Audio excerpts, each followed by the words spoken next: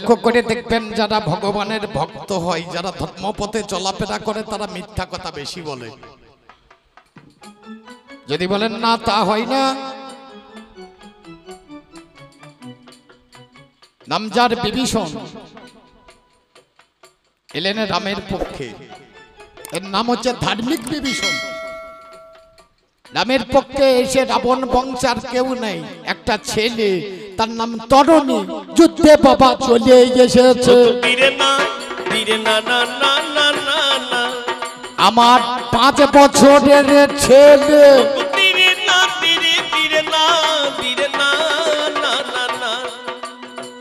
রামচন্দ্র জিজ্ঞাসা করে, বিভীষণে দাও না কথা বলে। বলতে পারো বিভীষণ এই ছেলেটা কার? বিভীষণ মিথ্যা কথা বলছে, বলছে রাবণের কোন ভাইপো।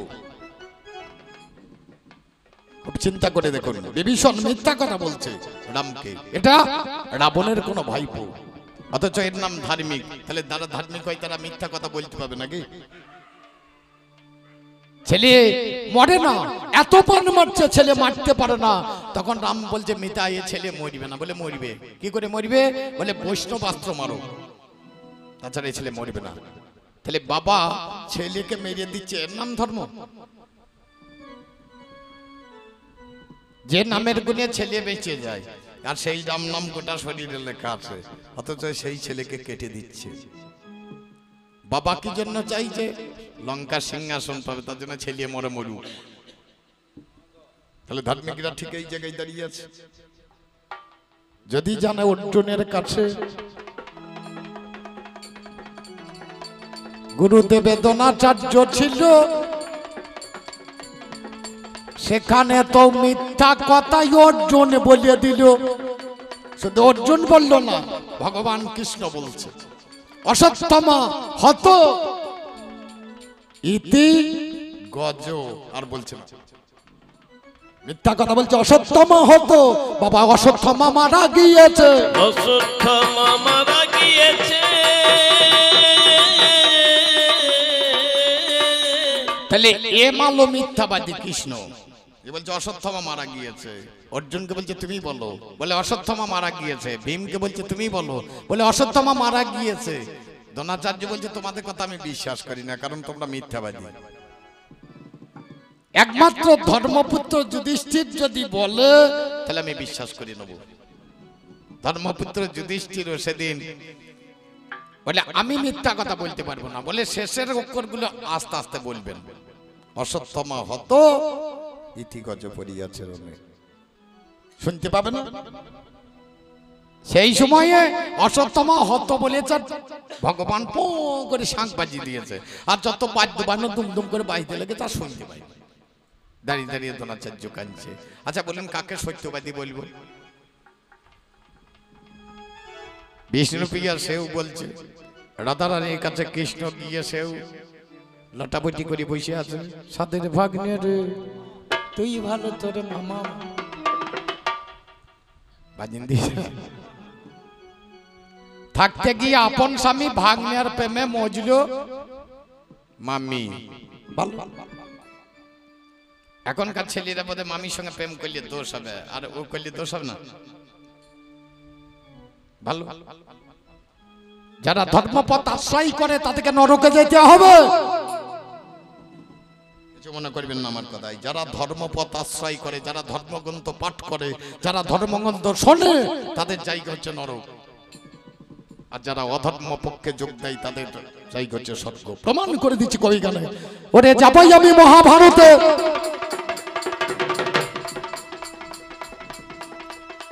পঞ্চ পাণ্ডব যারা ছিল, ভগবানের মুখে বাবা ধর্মগ্রন্থ গীতা শুনে নিল। দুর্যোধন ছিল অধার্মিক, তার পক্ষে ভাই যতজনে ছিল তাদের কারণ নরক তো হয় নাই। দুর্যোধনের পক্ষে যত লোক ছিল কেউ নরকে যায় নাই, সব স্বর্গে। দ্রৌপদী নরকে, অর্জুন নরকে, ভীম নরকে, নকুল নরকে, সহদেব নরকে। যুধিষ্ঠির একা স্বর্গে যেতে গেল দিয়ে একটা কুকুর সঙ্গে ধরল। কুকুরটাকে নিয়ে যেতে গেল, স্বর্গে গিয়ে দেখছে দুর্যোধন দুঃশাসন এরা সব বসে আছে স্বর্গের চেয়ারে। বলে আমার ভাইরা কই? তার স্বর্গের দেবতা বলছে নরকে গিয়েছে। বলে কেন? বলে মিথ্যা কথা বলেছে, মনে পড়ে না? জায়গাটা কোথায় লক্ষ্য করুন। তাহলে যারা গীতা শুনলো তাদের জায়গা কোথা? নরক। আর যারা ভগবানের বিপক্ষে গেল তাদের জায়গা কোথা? স্বর্গ। শেষকালে যুধিষ্ঠির বলছে আমিও এখানে থাকবো না। তাহলে তুমিও নরকে যাও। নরকে চলে গেল, এক মুহূর্তের জন্য নরক দর্শন করছিল। কেন? ওই যে কথাটা আসতে বলেছিল, যার জন্য বাবা নরকে যাবে, যার জন্য বাবা নরকে যাবে, যেটা মহাভারতের মাঝে প্রমাণে রয়েছে। যার জন্য বাবা নরকে যাবে, মহাভারতে প্রমাণে রয়েছে, যার জন্য নরকে যাবে। ওমা, যদি কোনো বামুন ঘর কাছে বসতে দেবে না। ঠাকুর মশাই আমার কথা কিছু মনে করেন। যদি কোনো বামুন বাড়িতে ভিক্ষা করতে আসে তাকে ঘরে ঢুকতে দেবে না, প্রথম এক। 2 নম্বর, যদি ঢুকতে দাও বাড়িতে বসতে দেবে না। যদি বসতে দাও তাহলে খেতে দেবে না। আজ একবার চা দিয়েছো, তোমার দোষ নাই, আর দিও না। আর যদি খেতে দাও তাহলে তোমার স্বামী আর বাঁচবে না। যদি বলেন সত্য, একবারে সত্য। নাম যার কর্ণ রাজা,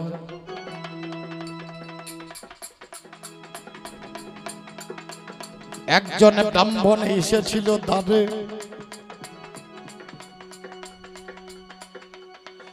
গললগ্ন কৃত পাশে দাঁড়াইল কর্ণ দেখনে বিচার করে।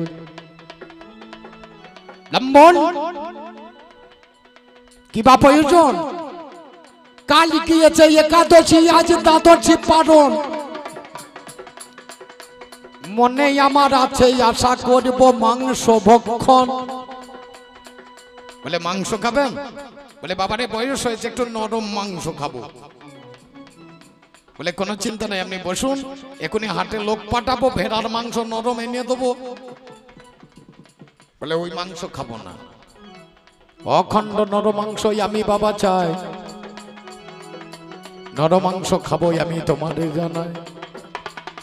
কর্ণ বলে আমার মাংস তোমায় কেটে দেব, যত্ন করিয়া তোমায় আজ মাংস খাওয়াইব। ব্রাহ্মণ বলে তোর মাংসই আমি তো খাবো না, আমার বইয়ের মাংস এনে দেবো। করো বিবেচনা, ঘরে আছে আমার পদ্মাবতী, ভেবে দেখা যায়, তার মাংস দেবই আমি তোমাদের জানাই। বলে নারী মাংসই আমি বাবা কোনোদিন খাবো না। এই কথাটা তুমি এখন করো বিবেচনা। কর্ণ বলে মাংসই আমি কোথায় বাবা পাবো? কার মাংস এনে আমি তোমার মাংসটা কার? বলে মাংস তোর ঘরেই আছে। বলে আমার ঘরে মাংস আছে? ওদের নামে বেশ কেতু হবে মাংসের হেতু, করা ধরে কর্তনে করিবি। ওরে নামে বিশ্বকেতু হবে মাংসের হেতু, করার ধরে কর্তন করিবি। একটা সত্য কথা বলুন তো ঠাকুর মশাই, একটা সত্য কথা বলুন, করাতে মানুষ কাটে না করাতে গাছ কাটে? ঠাকুর মশাই, করাতে মানুষ কাটে না করাতে গাছ কাটে? গাছ কাটে। আরে কর্ণ রাজাকে কি বলছে ব্রাহ্মণ? করাত ধরে তোর ছেলেটাকে কাটবে। আর একটা শর্ত আছে রে বাবা, যদি নয়নের জল ঝরিয়ে পড়ে তাহলে খাবো না। অতিথি নারায়ণ কর্ণ জানে, পদ্মার কাছে গিয়ে বলছে পদ্মাবতী আমি যদি তোমাকে কিছু চাই দেবে? বলে তোমার ধর্ম আমার ধর্ম, তোমার পথ আমার পথ, তোমার কর্ম আমার কর্ম, না দেওয়ার কি আছে? বললে অন্য কিছু নাই, আমার বাড়িতে একটা অতিথি এসেছে, তাকে সেবা দিতে হবে। বলে কি সেবা দেবে? বলে আমার বিষকেতুকে একটু কর্তন করে তার মাংস রন্ধন করে খেতে দেবে। তবে একটা কথা, তোমার নয়নে যেন জল না আসে। কর্ণ রাজা মনে মনে ভাবছে, হা কৃষ্ণ করুণা সিন্ধু বন্ধু জগৎপতি গোপেশ গোপিকা কান্ত শ্রী রাধাকান্ত নমস্তুতে। মনে মনে ভাবছেন, স্বামী স্ত্রী দুইজনেতে করার ধরে নিয়ে মাঝখানে বিষকেতু দিল গোসৌয়ে। আপনারা অনেকদিন গান শুনছেন নাকি? না এখানে আবার বলছিল অনেকদিন গান হয় না, কবি গান নেই, কিন্তু আপনাদের এলাকায় বহু কবি হয়। ঠাকুর মশাই, এই কর্ণের কটা ছেলে ছিল? একটাই নাকি? এর নাম বিষকেতু নাকি? কর্ণের ছিল 9টা ছেলে, তার মধ্যে বিষকেতু হচ্ছে ছোট, 2-4টে নয়। তখনকার দিনে এরকম ছেলের সংখ্যা ছিল। কেউ দেখবেন 60,000, কেউ দেখবেন 101, এরকম ছিল। করার ধরে নিয়ে ছেলেটাকে পেঁচ বেড়েছে, কেটে দিয়ে মাংস পরিণত করে দিয়ে রান্না করছে মা। মনে মনে ভাবছে, একটা লোক এত মাংস খেতে পারবে না, তাহলে মাথাটাকে একটু লুকিয়ে রাখি। যখন মন খারাপ করবে ছেলের জন্য, মাথাটা বের করবে, একবার করে চুম খাবো, দেখবো। ব্রাহ্মণ কিছুক্ষণ পরে কর্ণ এসে দাঁড়িয়েছে, বলে কর্ণ রে, ঝাল ঝোল সব হয়েছে, কিন্তু আমার একটু বাসনা ছিল। কি? বলে একটু টক হলে ভালো হতো, অম্বল হলে ভালো হতো। বলে কিসের অম্বল হবে? মাংস দিয়ে অম্বল করে দাও, মাংস দিয়ে টক, তাহলে ভালো। বলে আর তো মাংস নেই। বলে পদ্মাবতীর কাছে যাও। পদ্মাবতীকে গিয়ে বলছে, আর মাংস আছে? মনে মনে পদ্মা চিন্তা করছে, এইটুকু রেখেছিলাম তাতেও বাধা। মাথাটাকে কর্তন করে নিয়ে অম্বল রন্ধন করে দিয়ে স্বামীকে বলছে, এবার বসতে দাও। আসন পাততে চাচ্ছে, বলছে একখানাই হবে না, 4খানা পাতো। বলে কে খাবে? বলে একটা ছেলের বাবা, আর একটাতে ছেলের মা, আর একটা আমি, আর একটা নারায়ণ আনতে হবে, শিশুরূপে নারায়ণ। শিশুরূপে নারায়ণ না এলে আমি খাবো না। কর্ণ বলছে, আমি আর যাবো না। বলে কেন? বলে আমি যদি বাড়ির বাইরে যাই, ছেলেগুলো দেখবার ছুটিয়ে পালাবে, বলবো ওই দেখ ছেলে কাটা বাবা আসছে, যাওয়া যাবে না। বলে যা না। কথা মতো বাইরে বেরিয়ে গিয়ে কিছু দূর গিয়ে একটা আম্র বাগান, সেখানে গিয়ে দেখছে একটা ছেলে ধুলো খেলা করছে, মাথায় হাত দিয়ে তার বাবা বলে জড়িয়ে ধরে। বলে বাবা রে। মনে মনে কর্ণ ভাবছে, কোথা থেকে এলো ছেলে? আমরা স্বামী স্ত্রী দুইজনে করার ধরে কর্তন করিলাম, সেই ছেলেকে কেমন করি আজকে ফিরে পেলাম। কোলে করে নিয়ে ছেলে ঘরের মধ্যে ছুটলো। ব্রাহ্মণ নাই, মাংস নাই, তরকারি নাই, দেখিবারে পেল। কর্ণ রাজা তাড়াতাড়ি গিয়ে দেখছে ব্রাহ্মণও নাই, রান্না করা কিছু নাই, কোনো কিছুই নাই। ওপর থেকে হাত তুলে বলছে, ওগো কৃষ্ণ জনার্দন মুকুন্দ মুরারি মধুসূদন,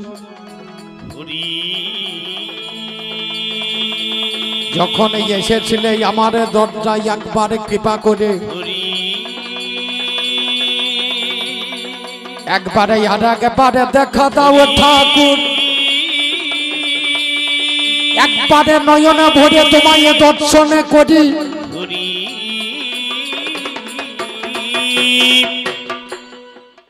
একবার দেখা দাও। কয়ে কৃষ্ণ হৃদয়ময়কে চিনতে পারে? ক্ষিতি তলে এলে তুমি খেলিবারও ছড়ে, গড়াগড়ি তাও প্রভু গো জীবের লাগিয়া, ঘরে ঘরে তোমার নামে দিচ্ছ বিলাইয়া, উচ্চ স্বরে কান্দে প্রভু তোমার লাগিয়া, চেতন করণে তুমি কৃষ্ণ নামে দিয়া, চলো চলো করে ইয়াকে নেত্র জলে ঝরে, জগৎকে পবিত্র করলে গৌর কলে বলে, জলমল মুখ যারে পূর্ণ শশবর, এমন না দেখি আরে দয়ারও সাগর টলমল করে অঙ্গ ভাবে দেবী হল ঠমকে ঠমকে যাইয়ে বলে হরি বল ডহর কপিন খেনে কটির উপরে ঢলিয়া ঢলিয়া পরে গোদা ধরে করে নানো পর সঙ্গ গোড়া নানো শ্রাবণে তার মানে গানের রসে মারাইয়া মনে সিরনাই হয় প্রভু গোলকের জল দিনহীন জনের প্রভু ধরিয়া দেন তল ধোয়াইতে পুরো প্রীতি পর সঙ্গ না জানি কাহার পাবে হইয়া ভঙ্গ প্রেম রসে ভাসাইলে অকিল সংসার ফুটিল সে বৃন্দাবনের সুরধরির দ্বার রয়ে রামের রূপে তুমি লয়ে লক্ষ্মীপতি বয়ে বধ করিয়েছিলে রাক্ষস দ্বিপতি আর এক সয়ের কথা না করো কাহারে তন্তে সয়ের সংখ্যা করো কোন জনে হইয়া হলো ধরে বাবা তত্ত্ব নাহি জানে ও কৃষ্ণ জনার্দনে মুকুন্দ মুরারি একবার তুমি দেখা দাও ওই আমার যখনই বসে বসে ধ্যান যোগে বসেছে গোবিন্দ এসে কর্ণ তোর সেবাতে আমি তুষ্ট হয়েছি বাবা ভালো বলে দিয়ে বলছে তুই আমার সঙ্গে চল এ পক্ষে থাকলে হবে না আমি বললাম আমার আপন ধর্ম আর পৌরুষ ছাড়া আপনি যা চাইবেন আমি আপনাকে দিতে পারবো ওটা আমি দিতে পারবো না বলে যাবি না কর্তব্য পালনের নাম ধর্ম আমি ধর্ম পালন করতে এসেছি তোমার ওই ধর্ম পালন করে কি লাভ হবে আমি বন্ধু দুর্যোধনকে কথা দিয়েছিলাম যেদিন আমাকে অঙ্গরাজ্যের রাজা করে দিয়েছিল সেদিন বলেছিলাম যতদিন বাঁচবো তোমার দলেই থাকবো যেদিন কুরুক্ষেত্রে যুদ্ধে গিয়েছিল যে তোমার ছেলেকে কেটে খাওয়াইতে পারে তার মতো একটা ভক্ত যখন রথের উপরে চাপলো তুমি আছো অর্জুনের রথে কর্ণের রথের চাকা যখন বসে গেল তাকে কুকুর মারা করে মারলে তোমার মনে পড়ে না আর কেউ ব্রাহ্মণের সেবা দেবে জগতের বুকে যদি ব্রাহ্মণ সেবা দেয় তাকে কুকুরের মতো মরতে হবে কুকুরের মতো মরতে হবে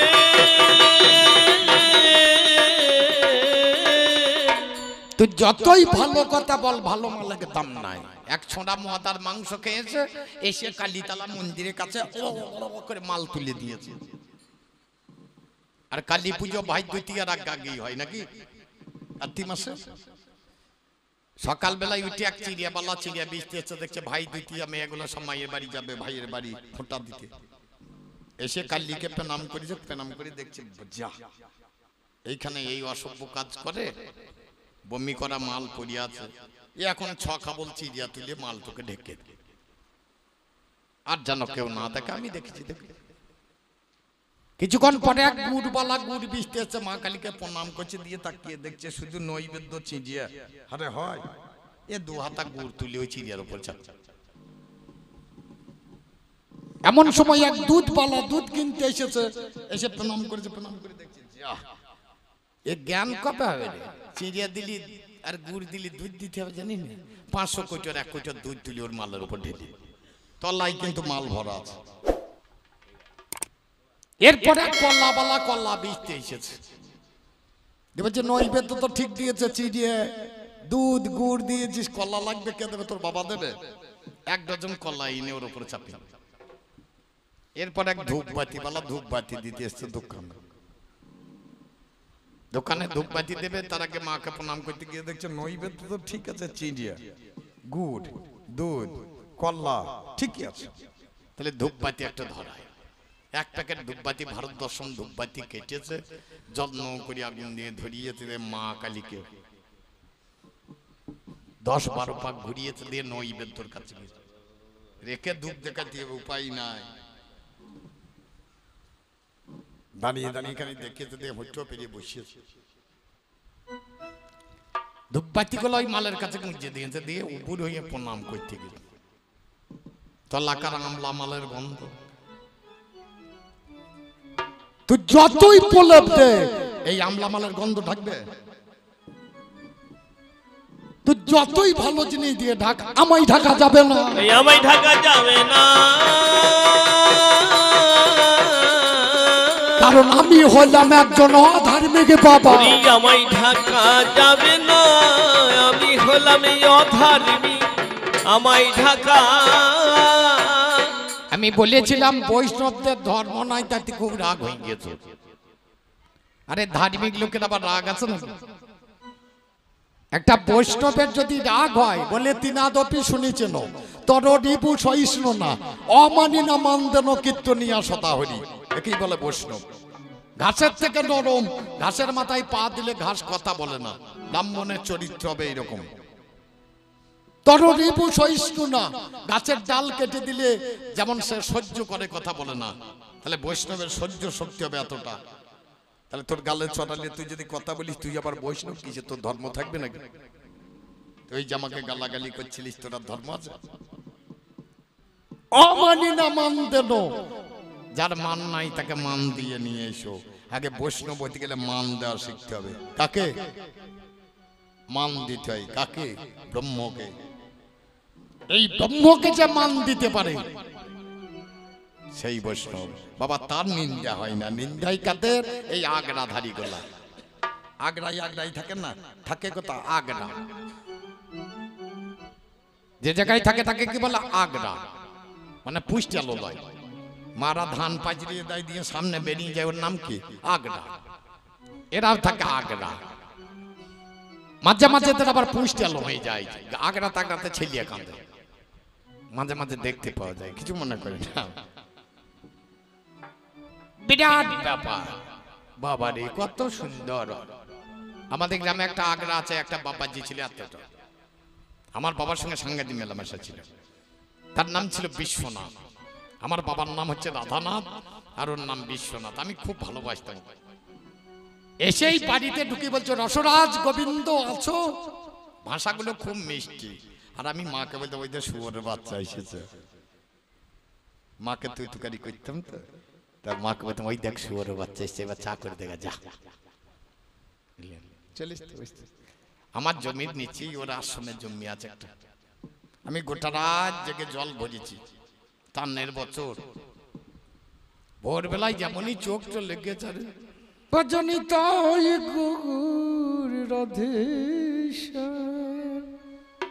আমি দেখলাম এই তো যা ঘুম তো গেল। আমি তার ধার্মিক লোক নয়, আমি অধার্মিক লোক। চলে গিয়ে আমার ধানের জমির আলিয়ে দাঁড়িয়ে হরি নাম করছে। আমি মোটর ঘরে জানলা থেকে দেখতে পাচ্ছি, ধান তো বড় হয়নি। আমার ধানের জমি জল কাটছে, হেসেন না, আমার ভাবটা দেখতে লাগবে। আল যদি বসে বসে কাটে ধরা পড়ে যাবে। এরা খুব হারামজাদা হয় জানেন তো। করতাল ধরে আছে,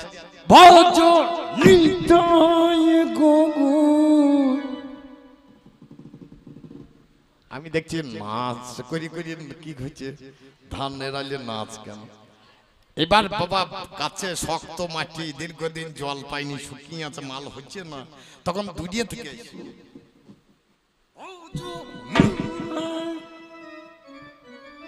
যখন লেলার মতো হয়ে গিয়েছে, তখন আবার গান পাল্টে গেল, নাচও পাল্টে।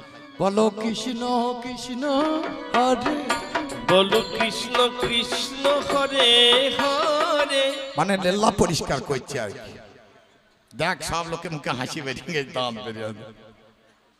যখনই তুম তুম করে জল নামতে লাগে যাবে যে আনন্দ হলো বড়ই, আজ আনন্দ হলো, আনন্দ হলো বড়ই, আজ আনন্দ হলো। আরে মোড়লের জমির জলে জমিতে ঢুকিল, মোড়লের জমির জল জমিতে ঢুকিল। এই সময় হলুদ ধ্বনি দেবা, তবে তো কাজ হবে। ওই যে বইটা কি জল কাটছে আমার জমিতে, খুব ভালো করে গল্প শুনবেন, এর মধ্যে ভালো মাল ঢুকে আছে। যারা তলাই বুঝতে পারবেন তারা তলাই বুঝবেন, যারা উপরে বুঝছেন তারা উপরে বুঝুন। এই পরের জমিতে জল কাটাই বাবাজিদের অভ্যাস।